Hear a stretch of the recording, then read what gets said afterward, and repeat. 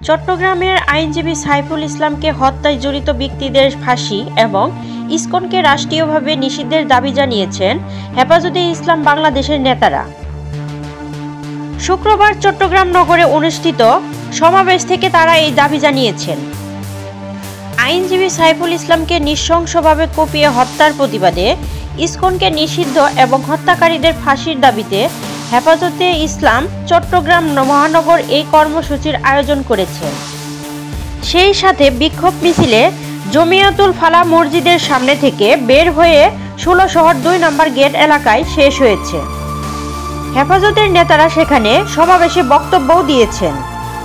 সমাবেশ থেকে চট্টগ্রামে ভারতীয় সহকারী হাইকমিশনারের কার্যালয়ে স্মরণলিপি দেওয়ার ঘোষণাও দেওয়া হয়েছে। অন্যদিকে হেফাজতের কেন্দ্রীয় কার্যালয় হাটহাজারীতেও ইসকন নিষিদ্ধ এবং আইনজীবী হত্যার বিচারের দাবিতে বিক্ষোভ করা হয়েছে।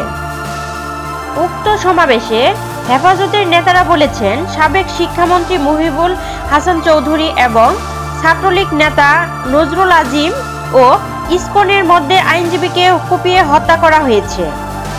জড়িত যেসব আসামি এখনো ধরা পড়েনি তাদেরকে অবশ্যই গ্রেপ্তার করতে হবে।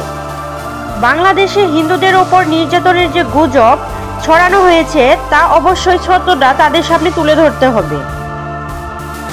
তাছাড়া ভারতীয় মিডিয়া মাধ্যমগুলোতে মিথ্যা ভুয়া অপপ্রচার সংবাদগুলো বন্ধ করতে হবে।